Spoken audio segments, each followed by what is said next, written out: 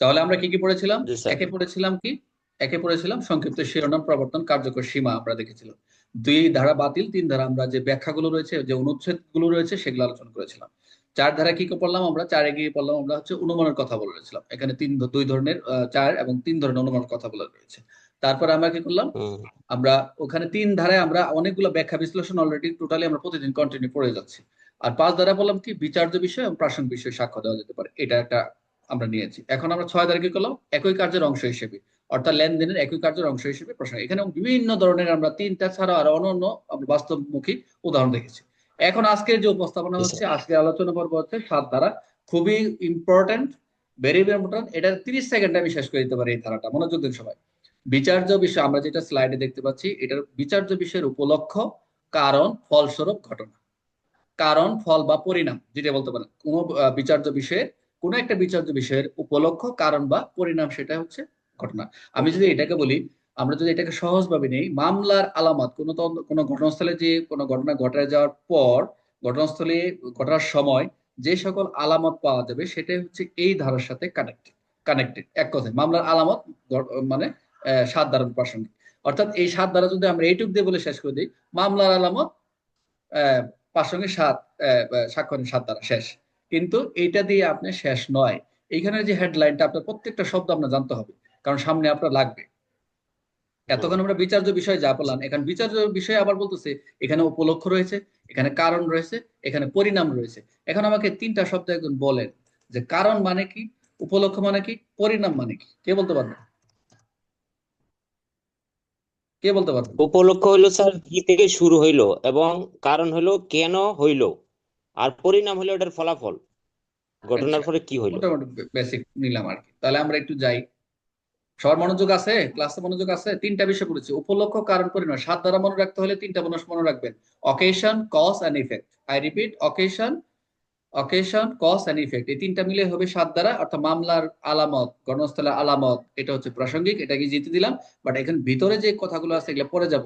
এখানে যে পরিস্থিতি যেভাবে হচ্ছে এগুলো পড়ে যাব, কিন্তু আমরা একটু নীতির দিকে আসতেছি। তিনটা শব্দ আমরা একটু দেখে নিই। এটাকে মনে রাখার জন্য আমরা চারটা অপশন মনে রাখবো। যে এই সাত ধারাকে মনে রাখার জন্য এখানে যদি আমরা মনে রাখি, যেখানে পাঁচটা শব্দ রয়েছে মনে করেন, এই পাঁচটি শব্দ থাকলেই এই সাত ধারা প্রযোজ্য হবে। শুধু মামলার আলামত নিয়ে কিন্তু শেষ নয়। এই সাত ধারায় যদি মামলার ঘটনাস্থল আলামত নিয়ে চিন্তা করেন, শুধু আলামতের সাথে শেষ নয়। এর কি কি বিষয় রয়েছে? পাঁচটি বিষয়। একটা হচ্ছে অকেশন, আরটা হচ্ছে কজ কারণ, আরটা হচ্ছে ইফেক্ট ফলাফল। তিনটা কিন্তু আমাদের মূল কথা, যে মামলার ঘটনার যে সেখানে উপলক্ষ কারণ পরিণাম হলেই সেটা হচ্ছে সাত ধারা। বাট এখানে হচ্ছে স্টেট অফ থিংস, পরিস্থিতিটা কি, যে উপলক্ষ কারণ ফলাফলটা হলো সেটার স্টেট অফ থিংসটা কি, পরিস্থিতিটা কি। আর হচ্ছে অপরচুনিটিটা কি, সুযোগ। ওখানে উপরে কিন্তু আমরা এখানে আসতেছি। এখানে একটু একটা কথা রয়েছে, আপনি সাত ধারে মনোযোগ দেন। এখানে দেখবেন যে লেখছে, যে সকল ঘটনা বিচার্য বিষয় প্রাসঙ্গিক ঘটনার উপলক্ষ, মনোযোগ দেন, কারণ, ফলাফল, তা প্রত্যক্ষ হোক বা পরোক্ষ হোক, অথবা যে সকল ঘটনা পরিস্থিতির বা অবস্থান নির্দেশ করে সেই অবস্থার মধ্যে ঘটনা সংঘটিত হয়েছে, অথবা সেই ঘটনাক্ত অপরাধ বা লেনদেন সংঘটনের সুযোগ সৃষ্টি করেছে। এই যে অপরচুনিটি, ঘটনার একটা সুযোগ সৃষ্টি করে দেয়, সেই সকল ঘটনায় প্রাসঙ্গিক। এখানে যে তরুগ আছে আপনাদের অনেকের মাথার উপর দিয়ে দিচ্ছে। এখন আমরা একটু ভেঙে দিই, ভালো লাগবে। উপরে পরে আসবো, ওই পাঁচটা শব্দের ক্ষেত্রে আমরা আসতেছি। দেখেন উদাহরণ: এ বি কে ডাকাতি করেছে। এ বি কে ডাকাতি করছে। আহ জালাল ভাই রাজুকে ডাকাতি করেছে। তাহলে ডাকাতের কিছু আগে বিয়ের মেলায় গেছিল, মনোযোগ দেন। মেনবারও তার মনে সম্ভবত দেখি, হুম। ডাকাতের কিছু আগে বি মালায় গেছিল, মানে একটা মেলা মেলা হচ্ছে। তার কাছে টাকা ছিল, সে অন্য লোকের কাছে টাকা থাকার কথা বলেছিল বা দেখেছিল। মনোযোগ দেন, উদাহরণটা একটু মনোযোগ দেন ভাই, কেউ কথা বললেন না, বুঝবেন না। উদাহরণটা দেখেন যে এ কি করছে, বি কে ডাকাতি করছে। এখন ডাকাতের কিছু আগে বি কি করছে, একটা মেলায় গেছিল আগে, তার টাকা ছিল।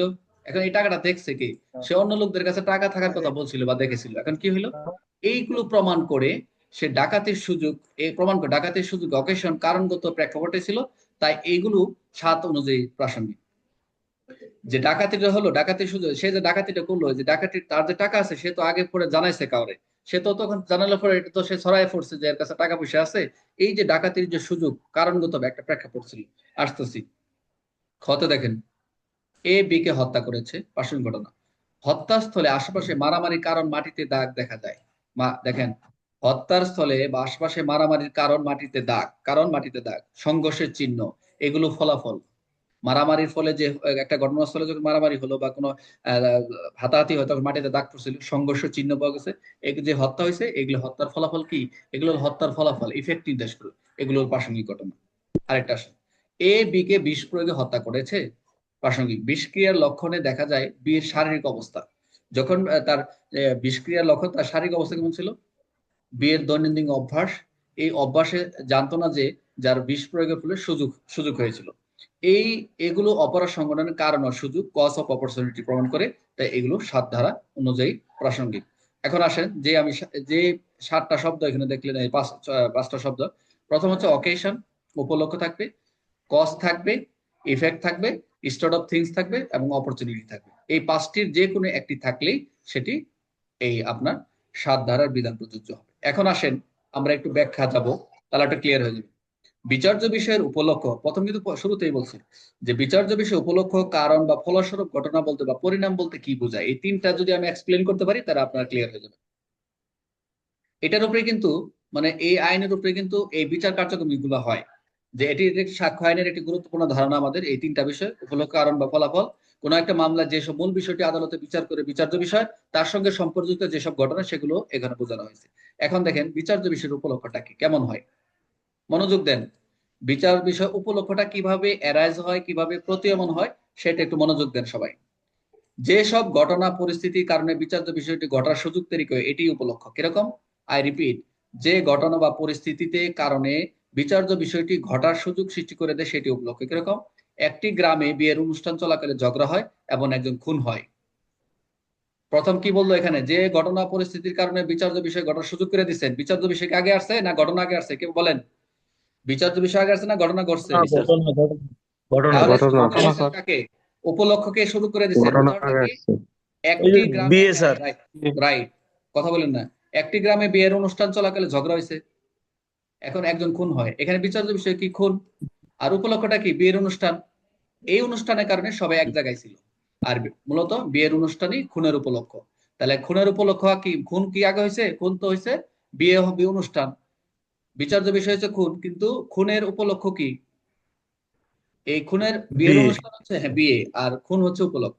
অর্থাৎ বিয়ের অনুষ্ঠান উপলক্ষ আগে হয়েছে, এই খুনটা হয়েছে পরে। তাহলে বোঝা যাচ্ছে এটা একটা উপলক্ষ, অকেশন। অকেশন উপলক্ষটা এটা একটু খেয়াল রাখবেন, কোন কাজ আগে। এখন হচ্ছে কারণটা কি, কজটা কি, বিচার্য বিষয়ের কারণটা কি, বিচার্য বিষয়ের উপলক্ষ, এখন বিচার্য বিষয়ের কারণ। সূত্র কি? যে ঘটনা বা আচরণের ফলে সরাসরি বিচার্য সংঘটিত হতে সেটি কারণ। আই রিপিট, যে ঘটনা বা আচরণের ফলে সরাসরি বিচার্য সংঘটিত হয় সেটি কারণ। উদাহরণটা কি? এ ও বি এর মধ্যে পুরোপুরি জমি নিয়ে শত্রুতা ছিল। এ ও বি এর মধ্যে পুরোপুরি জমি নিয়ে শত্রুতা ছিল। এই সেই শত্রুতার এ বি কে হত্যা করেছে। মনোযোগ দেন। এ ও বি এর মধ্যে পুরনো জমি জমা নিয়ে শত্রুতা ছিল, সেটা সে শত্রুতার কারণে এ বি কে হত্যা করলো। এই কারণে পূর্ববর্তী জের, বিচার্য বিষয় কি? হত্যা। কারণ জমি জমা সংক্রান্ত শত্রুতা। জমি জমা। শত্রুতা হলো হত্যার কারণ। বুঝতে পারছেন? এই যে কারণ, এই যে আপনি বললেন যে এই যে আমরা ইংলিশটা পড়লাম এখানে, এই যে কজ, এই যে প্রথমটা তো উপলক্ষ দিলেন, অকেশনটা তো একটা বিয়ের অনুষ্ঠান। অকেশনটা বিয়ের অনুষ্ঠান, মনে রাখবেন ওখানে প্রথমে অকেশন বিয়ের অনুষ্ঠান, আর কজটা হচ্ছে কারণ কি? তার পূর্ববর্তী তাদের সাথে জমি জমা নিয়ে কি ছিল? শত্রুতা ছিল। গুড, এটা। এখন আসেন হচ্ছে বিচার্য বিষয়ের ফলস্বরূপ ঘটনা, ইফেক্ট বা কনসিকুয়েন্স বা ফলাফল। বিচার্য বিষয়ের ফলস্বরূপ ঘটনাটা কিরকম? যে বিচার্য বিষয় সংঘটিত হওয়ার পরবর্তী যে ঘটনাগুলো ঘটে, মনোযোগ দেন। বিচার্য বিষয়ের সংঘটিত হওয়ার পর যখন পরবর্তী যে ঘটনাগুলো ঘটবে সেগুলো হচ্ছে ফলস্বরূপ ঘটনা। কিরকম? উদাহরণ, খুন হওয়ার পর কি পাবেন? লোকজন ভয়ে পালায় যাবে, ওখানে পুলিশ খবর দেওয়া হবে, মৃতদেহ উদ্ধার করা হবে। এগুলি হচ্ছে খুনের ফলস্বরূপ ঘটনা। কোন যখন যখন ইফেক্টটা পাওয়া যাবে, ফলাফল পাওয়া যাবে যে লোক খুন হয়েছে, লোকজন ভয়ে এখান থেকে সর, আসামিরা তো পালাবে, লোকজন এখানে এলাকা এলাকা শূন্য হয়ে যায় যে আমাদের পুলিশ আয় ধরে নিবে, এদের আমাদের এন্টি পার্টি। পুলিশকে খবর দেবে, পরবর্তী পুলিশ আসবে, তো মৃতদেহ উদ্ধার করবে। এগুলো হচ্ছে ফলস্বরূপ। একটা বাস্তবের সাথে নিবেন ভাই, প্রত্যেকটা ধারা বাস্তবের সাথে নিবেন। তাহলে তিনটা জিনিস দেখলাম আমরা, তিনটার ভিতরে কি কি? একটা দেখলাম হচ্ছে, প্রথমটা কি? প্রথমটা কি? উপলক্ষ। উপলক্ষ। আর ইংলিশটা কি? উপলক্ষ। অকেশন। উপলক্ষ, অকেশন, পরটা হচ্ছে কজ, পরটা হচ্ছে উপলক্ষ, ইফেক্ট। কারণ, ফলাফল। গুড। কারণ, পরিণাম। গুড। পরিণাম, ফলাফলটা পরিণাম, পরিণাম বা হ্যাঁ পরিণাম একই, একই ইফেক্ট অর্থ, একই অর্থ। এখন আমাদের সঙ্গে মনে রাখার কি বিষয় হবে, উপলক্ষ হচ্ছে কি ঘটনার আগের পরিবেশ। উপ- উপলক্ষ মানে কি ঘটনার আগে পরিবেশ। কারণ কি আগের ঘটনার মূল পরিবেশ। কারণ। ঘটার মূল কারণ কি, বলে না যে ঘটার মূল কারণ কি পূর্ববর্তী জের ছিল। আমরা বলি না একটা ঘটনা যখন ঘটে তখন আমরা বলি আরিয়ান যে আপনি আরিয়ান আহ, থ্রি, আরিয়ান থ্রি তো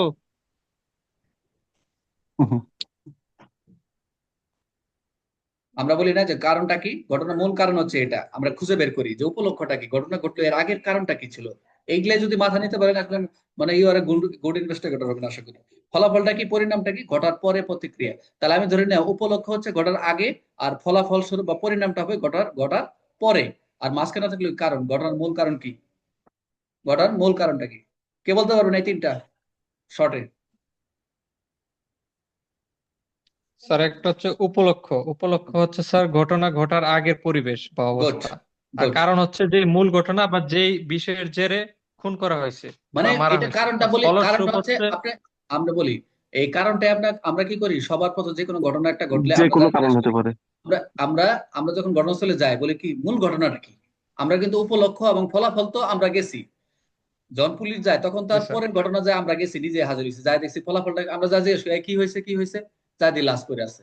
তার মানে এটা তো পরে, এটা তো আমরা যাই উপস্থিতি ঘটনার পরে প্রতিক্রিয়া দেখি, কিন্তু ওই দুইটা বের করতে হবে, ঘটার আগে এবং কারণ। এই দুইটা যদি আপনি ইনভেস্টিগেটর হিসেবে আপনি যত ব্রেন ইন্টেলিজেন্স প্রয়োগ করবেন, অ্যাপ্লাই করবেন, ইউ উইল বি সাকসেসফুল। আসেন, এখন আসেন, এখন আর একটু উদাহরণ দিই, আর একটু ক্লিয়ার মনে রাখার জন্য। বিয়ের দাওয়াত থেকে খুন মামলা। বিয়ের, একটি গ্রামে রফিকের বিয়ের দাওয়াত ছিল, মনোযোগ দেন। একটি গ্রামে রফিকের হ্যাঁ। হ্যাঁ। মানে কথা, আচ্ছা ঠিক আছে সরি রেকর্ড হচ্ছে বললাম না। আরেকটা বলতেছি, একটি গ্রামে রফিকের বিয়ের দাওয়াত ছিল, গ্রামের অনেক মানুষ সেখানে জড়ো হয়। উপলক্ষ কি, উপলক্ষটা কি বুঝবো, বিয়ের অনুষ্ঠানের কারণে সবাই এক জায়গায় এসেছে। এই বিয়ের দাওয়াতে এমন পরিবেশ তৈরি করলো যেখানে ঘটনা ঘটতে পারে।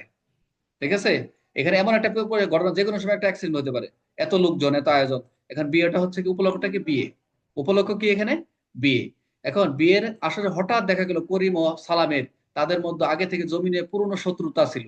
তাহলে কি হবে, কারণটা কি হবে, কারণ কজ, কারণটা কি হবে, কজ হবে। এখন পুরনো শত্রুতার কথা মনে পড়তেই করিম রেগে যায় এবং ছুরি দিয়ে সালামকে আঘাত করে।